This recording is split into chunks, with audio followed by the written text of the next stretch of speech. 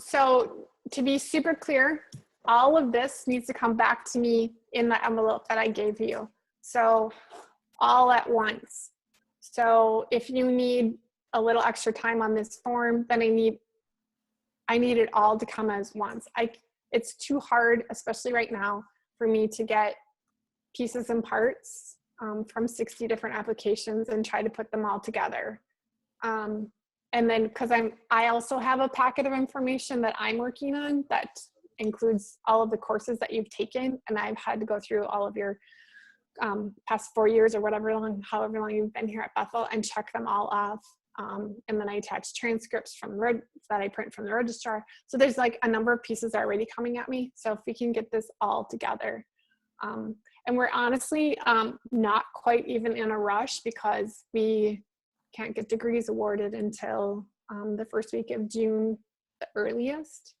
Given COVID, it's probably going to be more towards like the 5th of June or something. So then I can't print transcripts. Pelsby, the licensing agency, as I'll talk about in a little bit, they're not ready for these applications to come in either. So we aren't behind at all in any means. We're going to get these through and we'll have you guys all teaching them fall. So, but if we can get them all, like I want every person's like packet together, it's the easiest way for me to be able to process them all. Another question came through. If we student taught in the fall, do we need to still include this form? Yeah, sorry, I was going to say that. No, you do not. Fall student teachers do not need this form.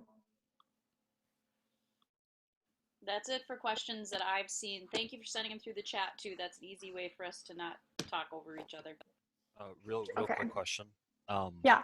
For the box that talks about distance learning, Yes. there was a period between when the initial schools closed and when we started doing, like, I think it was around the start of April. Do we count those weeks if we did the optional teaching? Like between those two? Are you those two thinking times? of when schools were actually closed and there was no teaching going on? Yeah, there was our school had us do like optional lessons for the kids or supplemental. Do we add that in? Oh, yes, you absolutely get to count that. Yes. Okay. That's an awesome question. Yeah. Any other questions right now? Okay. Let's see. Okay. Skip. The release some information. I think we talked about this before.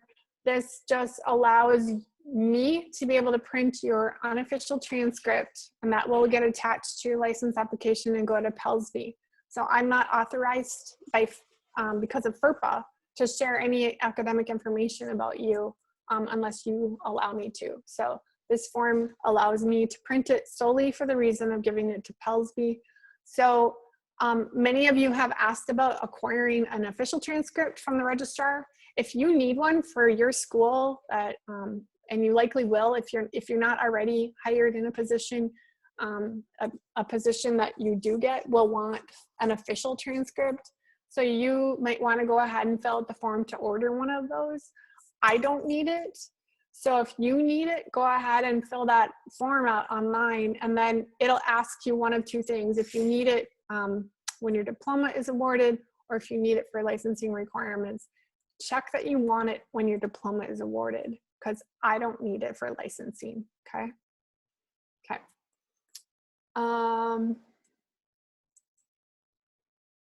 This was the fingerprint. Oh, so quick question. How is the fingerprint going? Anyone want to tell me? I can speak up about that. Okay. Me, Brianna, and Mariah actually earlier this week went to, when was that? Yesterday. We went to the Anoka County Jail. Took a little trip there, and it was like their first day opening, and so it was pretty busy. Like there was other people getting fingerprinting done, and it's not a super quick process, so you might have to wait for a while. But you have to wear a mask in the building, and you have to have $20 in cash. So, But it was really easy. Okay. yeah, Yeah. but it was really easy and they were really nice to work with. So, So you didn't need an appointment to go? no, but again, you might have to wait in line or sit in their lobby for a while because there's usually just one person doing it. So, Mhm. I was gonna share too. Oh, sorry. Now we're talking over each other. I was gonna share though that I did call Ramsey County, even though they said that they were only open to Ramsey residents. And I was just like, hey, I'm a Bethel student, and they're like, yeah, sure, come on in. You make an appointment. It's $15, so maybe you save a little bit of money there. And they didn't really care. Okay. That's good to know. Anybody else? Anybody having a problem with it? Okay. I'm thankful to hear that things are opening up and you're able to get them done. I was on a call yesterday with Pelsby, and they recommended not using UPS. So if that was in your thought pattern, apparently UPS does an electronic, but then it can't print on the actual paper form that that Pelsby requires. So if anyone's doing the Bloomington mobile version, they actually they scan in your fingerprints and then they'll print it out on the form that you have. So that one's acceptable, but UPS doesn't have the capacity to do that. So they do it for like Department of Health and Human Services apparently, but they have a different format than Pelsby does. So stay away from the UPS option that we talked about earlier. So sounds though like Bethel hasn't reached back out to us either to know. Becky and I were on a call today. I don't know if anybody else joined the community gathering today, but it's a little difficult to get on campus. So I would say you're probably better off trying to do police or sheriff or the county jail. Unless Okay. Bethel, you can go to Anderson Center for fingerprints, so that they might be a Yeah. little bit easier to get in there. Yeah, you can call them and ask if you don't, yeah, because the fingerprinting is done at Anderson Center, so it's not as hard to be able to get in there. And the gentleman that does it is usually right in the lobby. So if you're near Bethlehem, that's an option for you. You could try calling them. Okay. Now on to the application. I guess many of you probably already had this prior to the packet coming, and then I sent it in the packet. So I don't know that I need to specifically run through each part, other than I would just maybe want to like let's just do a Q&A here. So if anybody has a question on the actual application, let me know. I have a question actually. So on page 5 on section 3 about educational background, personally, I have one class to take this summer before I'm done with all my classes. So what would I put for my date of degree? That's going to be whatever end of summer term you have. So you have two options.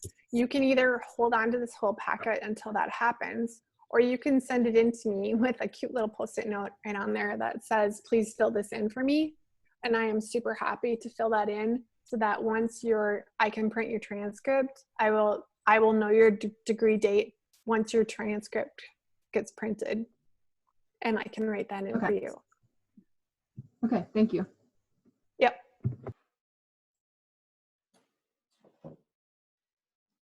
Are you taking your class at Bethel? Yeah, I am. Okay, that will be easier then. Okay, is anybody, or you don't have to actually answer, I guess. If anyone is taking a class this summer, which is common, and you're taking it off campus, make sure that you try to get that graded immediately, and that you ask the official transcript to go to Bethel right away. You have to order it online and it gets to Bethel. And then immediately I would follow up with an email to CAS-registrar and ask them to be watching for it.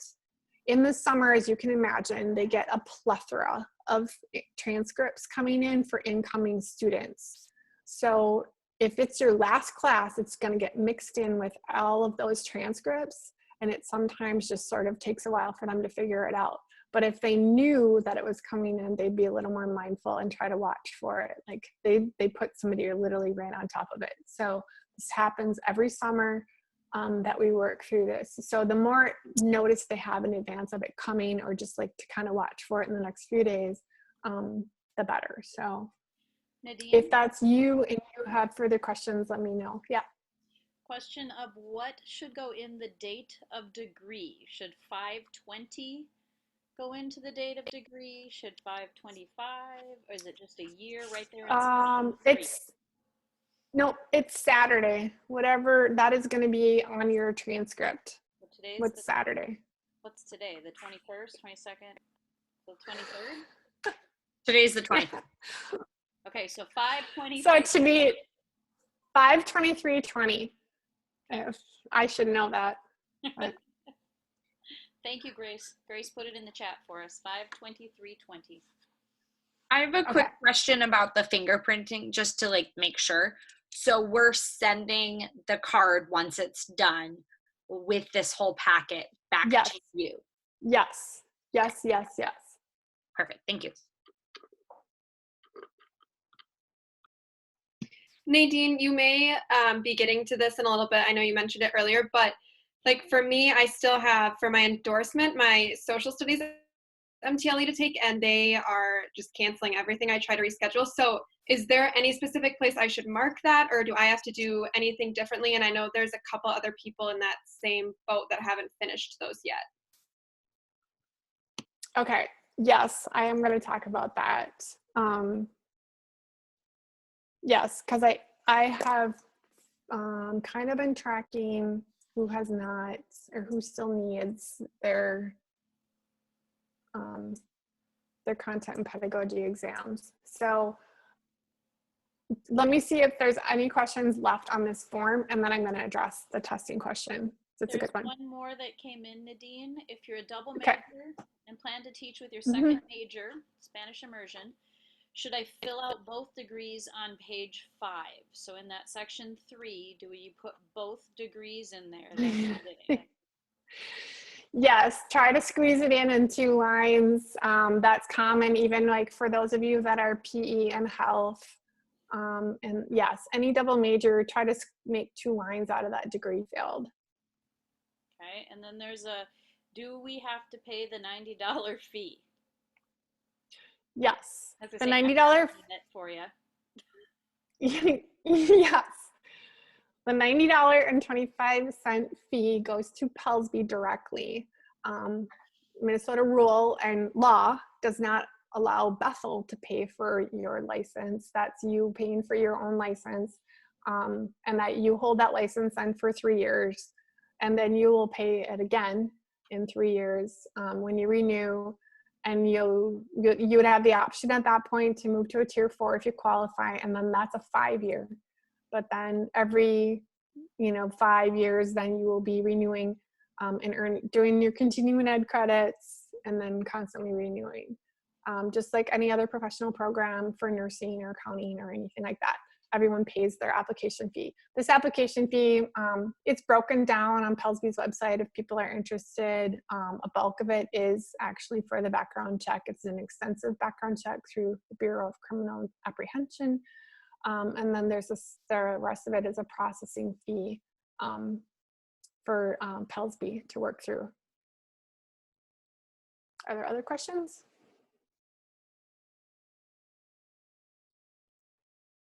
No. Okay. Are there other questions on any section of this form?